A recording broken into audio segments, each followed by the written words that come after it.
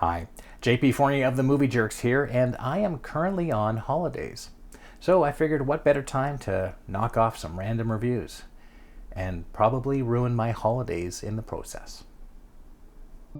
La la la la, Movie Jerks. Okay, so let's find out what movies are going to make or break my holiday. I've got my list here of over 5,500 films I have not watched. We're going to give it a good spin, press the poster button. The 4 films that come up are the 4 movies I'm watching. So what we got? We got Penumbra. Looks like an interesting thriller. The Warrant. Well, that's definitely a Western. Dracula. Okay, looks like an 80s comedy. And Nightblade. That looks like a low-budget film that may be charming. We'll find out.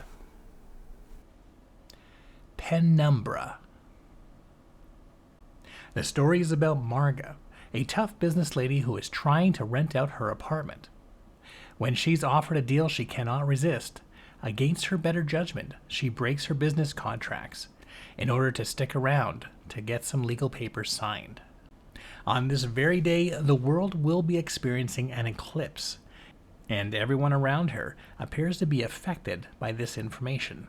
Each time she leaves the apartment, she returns to find new, creepy people gathering inside. And as her patience starts wearing thin, she starts asking questions that's going to lead her into hot water.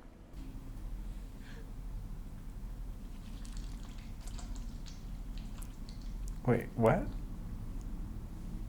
Oh, okay, yeah.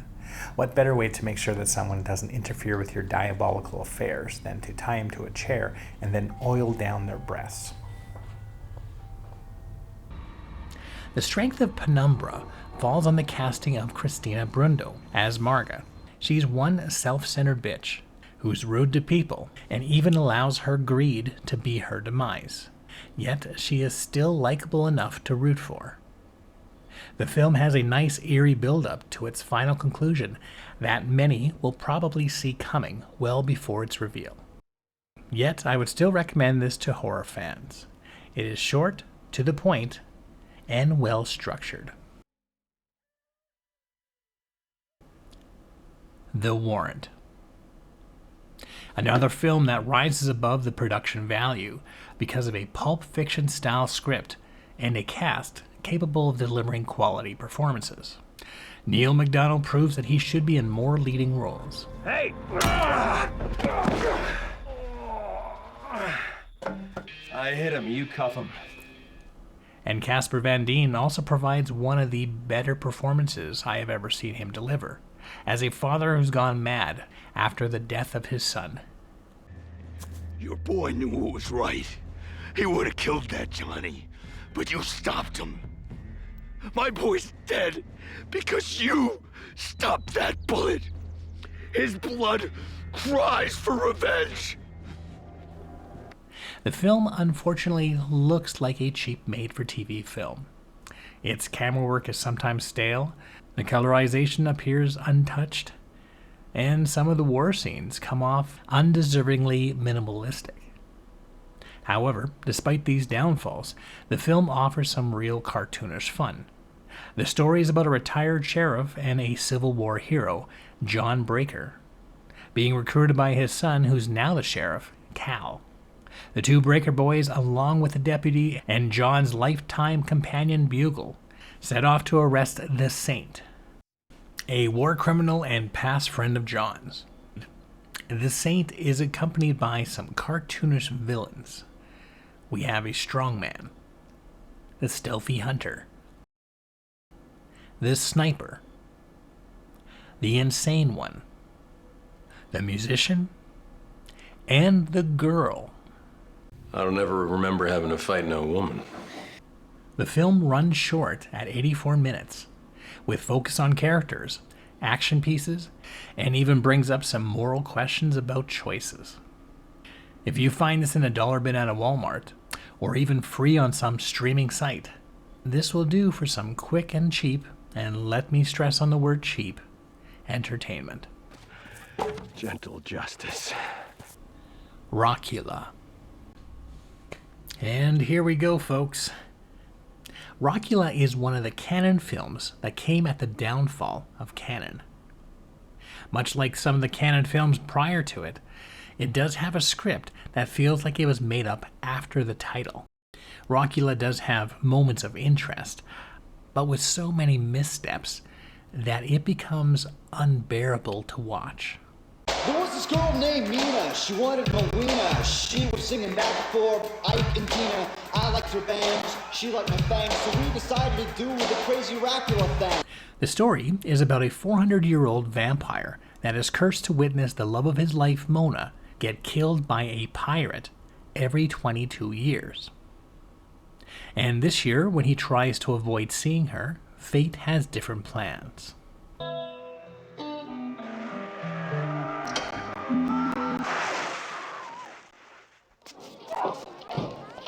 Just spread out in front of us! Look, he's moving! Are you alright?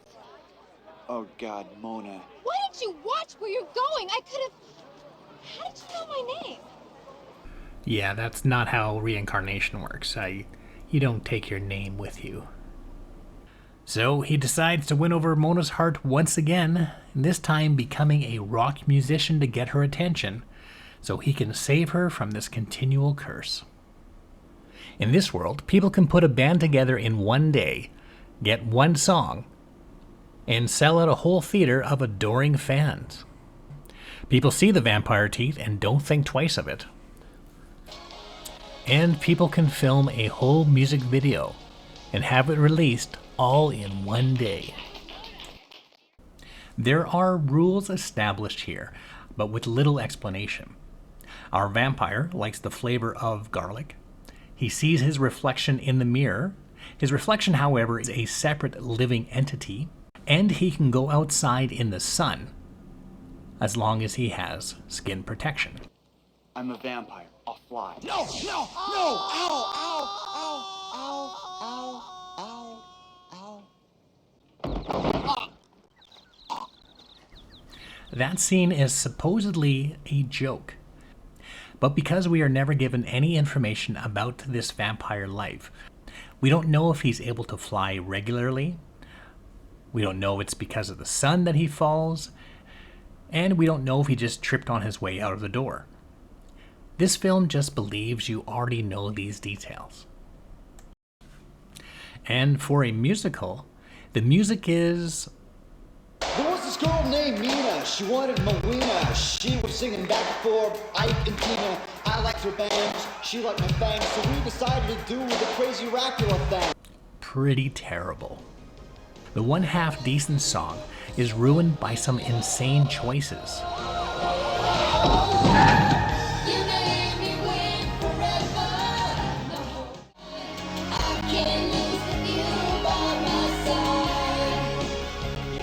Yep, nothing is more romantic than homeless children. Dracula is just a bunch of unfunny jokes mixed up with a few musical numbers that are hard to listen to. You know what? Maybe I'm being a little too harsh on the music. Perhaps if I give the music just a couple more listens. There was this girl named Mina, she wanted Marina. She was singing back for Ike and Tina. I liked her bangs, she liked my bangs, so we decided to do the crazy Dracula thing. Now about... Nope. Nightblade. If you think your sleazy films don't have enough uncharismatic short pudgy men pretending to be tough guys, well, Nightblade is the film for you. The story is about two assholes trying to solve a mystery of who's attacking their strippers. It starts off with one graveyard attack, then we flash back 1 year earlier to learn that one of these jackasses is a policeman named Andy, played by writer and director Scott Temperman. Andy, who has won all the police awards because of his awesomeness. Medal of Honor, Medal of Valor, Bravery, Integrity, Purple Heart, and Combat Cross, and Fitness. Fitness, huh? Just isn't awesome enough to save his wife and daughter from being killed while he's working on duty. And this leads to this scene. What kind of accident? In my office. No, you tell me right now, goddammit. What kind of an accident? Was a botched robbery. Your wife and daughter, I'm sorry, Andy, they're gone. Then we flash forward 5 days later after his wife and daughter's funeral to find out that Andy is now a disgraced cop, and his scumbag friend Nicky, played by writer and director Jim O'Rear, comes to recruit him to work at his strip joint. We then flash forward to 1 year later to show them as successful strip joint owners. So at this point, that means that we are now 1 year and 5 days ahead. If we flash back 1 year and 5 days forward and then another year forward, that means we are 5 days ahead of the first attack. Which means that this poor lady has been attacked in the gravesite the exact same way twice. Twice within 1 week. Nightblade is pure laziness captured on film. The film is so lazy and inept that it starts becoming entertaining despite itself. The acting is terrible. Just need a little bit more time. Time is something you ain't got, capiche, you fuck! The story makes no sense, and the ending is so ridiculous that its surprise twist makes the rest of the film make even less sense. I would recommend this to a group of friends wanting to riff and lambaste a fun bad film. But with all the gross sex, the uncomfortable nudity, and even more gross sex, most of which is consisting of writer and director Jim O'Rear, this is more uncomfortable than it is unintentionally funny. Nightblade can be summed up in one word: gross.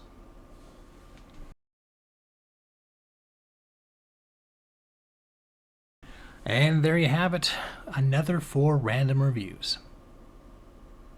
If you've seen any of these films and would like to make a comment, please write to us in our comment section. And if there's any obscure films out there you think deserves more attention, let us know and we'll do our best to get it into the mix. And be sure to check out our other videos, like 10 Good Things About One Bad Film. For more information about the Movie Jerks, you can go to www.themoviejerks.ca.